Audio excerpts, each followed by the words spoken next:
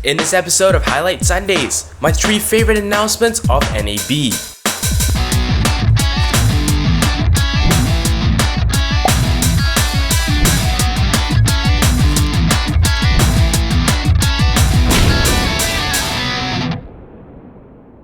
Hello and welcome back to Highlight Sundays. It is the 15th week of 2013. I finally got my hair cut, and here are your highlights.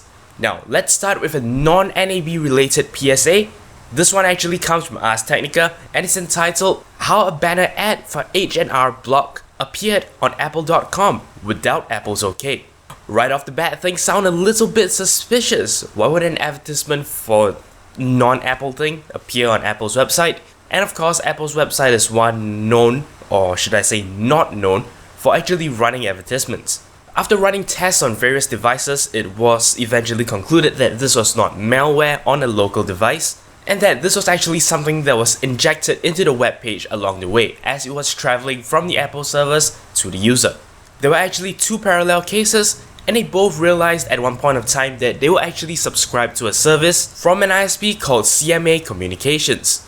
You can actually read the article for a full account of how the users actually managed to sort of isolate where the problem was, but they eventually came to the same conclusion that it was in fact the ISP who was actually inserting this additional code into the web page. Now, perhaps because this was kind of a new problem, the people involved went to the FCC. The FCC didn't know how to handle it. The FCC said, this doesn't really come within, our scope. And they were referred to the Federal Trade Commission, or FTC. Now, the article actually goes on to break down, the whole act of injecting other page code into a page that you actually want to view. There's actually quite a bit of debate going there, which is why I will not attempt to summarize this. I do recommend you actually go down to the video description to read this article. But the conclusion to this story is, first, it seems that CMA, the ISP, have actually updated their terms of service to actually allow this to happen. However, in an even more recent update, it seems that all these ads have been removed. I guess the uproar was enough. They decided they should not continue this way. I have no idea what this spells for, the future of CMA customers. But yeah, this could perhaps highlight a new and upcoming problem that, you could face with your ISP. Very interesting article, very detailed breakdown. So do hop over to the video description and check out this article.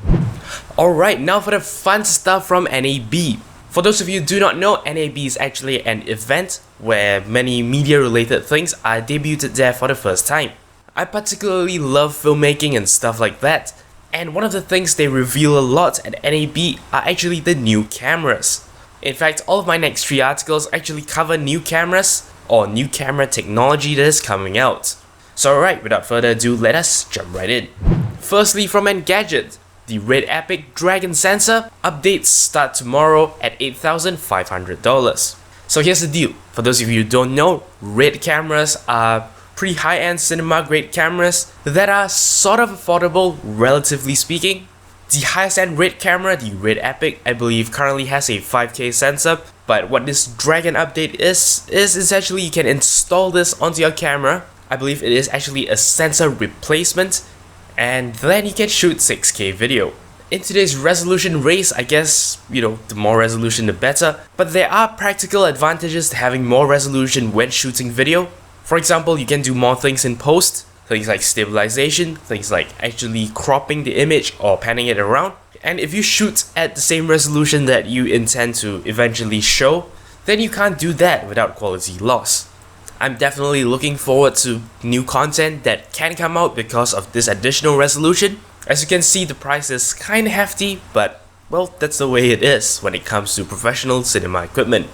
Next, from a site called Gizmat, an article entitled Blackmagic announces Pocket Cinema Camera and Production Camera 4K. Now, I love the mindset that Blackmagic actually has. What they're doing is they're really bringing cinema-grade cameras down to a lower price range to make it readily available even to consumers like you and I. Previously, they already have a Blackmagic cinema camera. Now, that particular iteration actually costs about as much as the Canon 5D. I believe it is US $3,000. And of course, since the Canon 5D is one of the more commonly used video DSLRs, the pricing seemed reasonable and competitive. Now, that camera actually shot in 2.5K, but its main selling point is actually the dynamic range of the sensor, It gives a great amount of dynamic range, more than that of your usual DSLR sensor, and that of course contributes greatly to actually having really cinematic looking footage. Now however, Blackmagic has actually taken this another step further. The Pocket Cinema camera is actually a 1080p camera. It looks a lot like a compact camera and it records the SD cards. Of course, what particularly sticks out about this is the fact that the sensor is a high dynamic range sensor and it will give you footage that has cinema grade kind of quality. So once again, bringing really high quality footage to the consumer level. For those willing to shell out a few thousand more dollars, you can of course get the new 4K Blackmagic digital cinema camera. As its name implies, it pretty much is like the classic Blackmagic cinema camera, except now it shoots up to 4K. One thing that I've always been slightly uncomfortable with, all the Blackmagic cameras is the fact that there is no high-speed slow motion. I wouldn't even really call this high-speed slow motion because even my boring camera can actually shoot 60 frames per second at 720p. For the Blackmagic cameras, there are no 60 frames per second options at all. Most of the time you are restricted to 24, 25 and 30. The 4K Blackmagic camera actually allows you to shoot 1080p interlaced at 50 views per second. That still doesn't really, cut it to me, but well, hey, you have a good sensor, and I guess that is really the most important thing. The new Blackmagic cameras will be available July this year. Our last article comes from Gizmodo and it's entitled 4K video at 1000 frames per second will melt your eyes. Now, I'm not so sure about the eye melting part of things, but well, this article does announce a new Phantom camera. As you probably already know, Phantom cameras are high-speed slow motion cameras capable of shooting up to tens of thousands of frames per second. This article covers the release of the new Phantom Flex 4K. Yes, 4K resolution at 1000 frames per second. That is pretty crazy. In the past, existing Phantom cameras shot up to 1080p or slightly higher if I'm not wrong. And that means yes, if you actually see any high-speed slow motion stuff in a film, and if it was shot with a Phantom camera, I'm not very sure about other high-speed slow motion cameras, but if it was shot with a Phantom, it was in fact shot at 1080p or slightly higher, and they had to upscale it.